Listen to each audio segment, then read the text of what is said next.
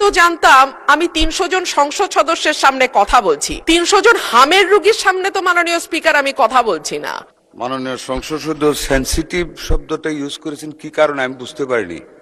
আমি তো ওনার প্রতিটা কথার জবাব দিয়েছি ওনাকে ইজ্জত করার স্বার্থে। আই হ্যাভ নট অ্যাভয়েডেড হার।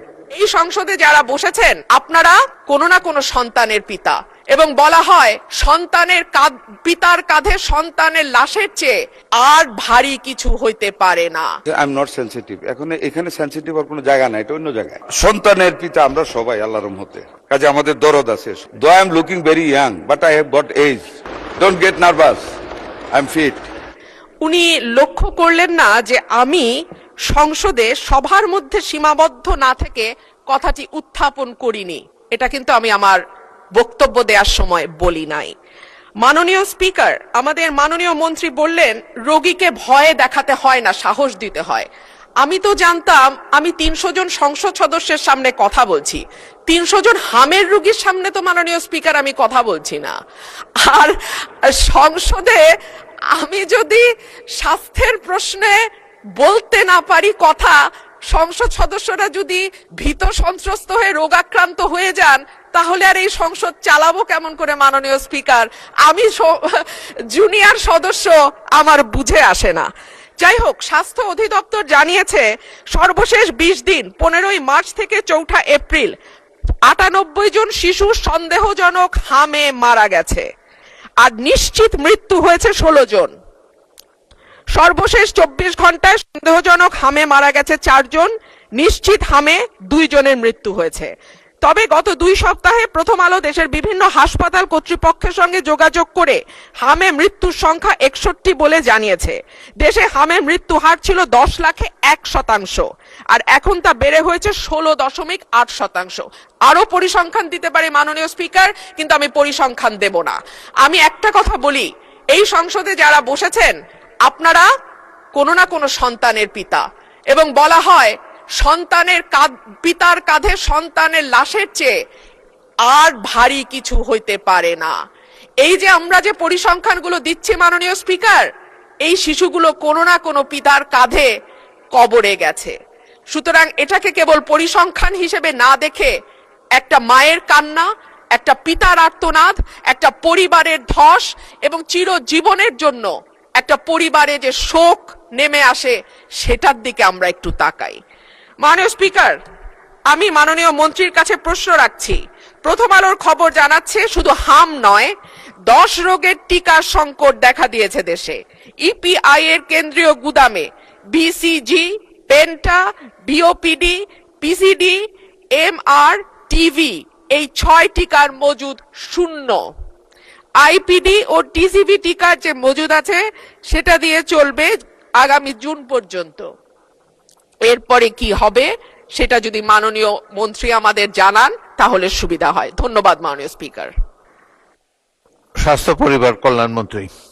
মাননীয় স্পিকার, আপনাকে ধন্যবাদ। মাননীয় স্পিকার, মাননীয় সংসদ সদস্য সেনসিটিভ শব্দটা ইউজ করেছেন কি কারণে আমি বুঝতে পারিনি।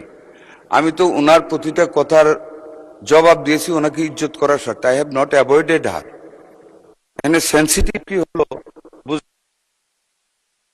দেওয়া সঠিক হয় নাই, বা জবাব দেওয়া উচিত হয় নাই। যাক, উনি যেমন বুঝছেন তেমনই বলছেন। I am not sensitive. এখন এখানে সেনসিটিভ আর কোনো জায়গা নাই, এটা অন্য জায়গায়, এটা এখানে না। আর সন্তানের পিতা আমরা সবাই আল্লাহর রহমতে, কাজে আমাদের দরদ আছে। সন্তান মারা গেলে পিতার কাঁধে যে এটার ভার কত বেশি এটাও কিন্তু জানি। এই মিজেলসে মাননীয় সংসদ সদস্য, আমি কিন্তু একজন এজেড মানুষ। Though I am looking very young but I have got age. Don't get nervous, I am fit. মাননীয় স্পিকার, আমি মিজেলসের ওয়ার্ড কিন্তু ভিজিট করেছি despite of my health risk, এবং I cried in Mohakhali infectious disease hospital after the first death of a child due to the lack of intensive care unit at that infectious disease clinic. I cried, but I think you have not visited a ward of measles patients. কাজে আমি কিন্তু বুঝি সন্তান, আমার সন্তানেরা হাম হয়েছিল। I have that awareness. সুতরাং এটা বলেন না দয়া করে। আরেকটা জিনিস আপনাকে বলি, পরিসংখ্যান বিষয়ে একটু দয়া করে ক্রস চেক করবেন। শুধু একটা পত্রিকায় উঠলে এটা আপনি আনছেন, আপনার কোনো দোষ না, I am not blaming you মাননীয় সংসদ সদস্য, বাট একটু ক্রস চেক করেন। এই গভর্নমেন্ট আমরা কিন্তু we are committed to the welfare of the people, we are committed to do something under the leadership of able leadership of Mister Tarique Rahman, the honourable prime minister. কাজে একটু cross check করেন যে এই জিনিসটা আপনি দিয়েছেন মৃত্যুর ঘটনায়, আপনার মুখেই কিন্তু একটু কন্ট্রাডিক্টরি বলেছেন। একখানে 98টা মৃত্যুর কথা বলেছেন, আবার নিশ্চিত মৃত্যুর কথা বলেছেন। নিশ্চিত ওয়ার্ডটা এবার ইউজ করা হয়েছে regarding the death only due to the measles attack, যেটা ওয়ার্ল্ড হেলথ অর্গানাইজেশন তারা যেটা নিশ্চিত করেছে। আমাদের 41 জন রোগী আমাদের এই পর্যন্ত ওয়ার্ল্ড হেলথ অর্গানাইজেশনের এবং ইউনিসেফের যৌথ সমীক্ষায় ডিউ টু মিজেলস মারা গেছে মাননীয় সংসদ সদস্য। আর আপনি যেটা বলেছেন যে সংসদে বলা, আমি কিন্তু আপনাকে সংসদে বলতে নিষেধ করিনি মাননীয় সংসদ সদস্য। মাননীয় স্পিকার, আমি ওনাকে বলেছি যে হাম হইলেই ভবিষ্যতে আমাদের সব শিশু ধ্বংস হয়ে যাবে। করোনার পরেও বলা হয়েছিল যারা করোনার ভ্যাকসিন নিচ্ছে সকল মানুষ, কেউ পঙ্গু হয়ে যাবে, কেউ কিডনি ফেল হয়ে যাবে, কিন্তু করোনা কিন্তু অনেক বছর হয়েছে চলে গেছে, আমাদের কিডনি এখনো ঠিক আছে, আমিও করোনার টিকা নিয়েছিলাম।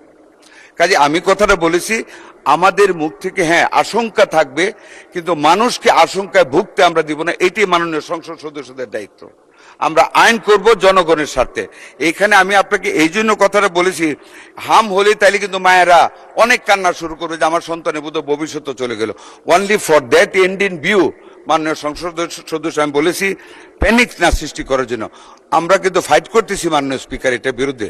আশা করি মাননীয় সংসদ সদস্য ভবিষ্যতে আমাদেরকে ওনার ধারণা দিয়ে, জ্ঞান দিয়ে যাতে সেন্সিটিভ না হই আমাদেরকে সাহায্য করবেন।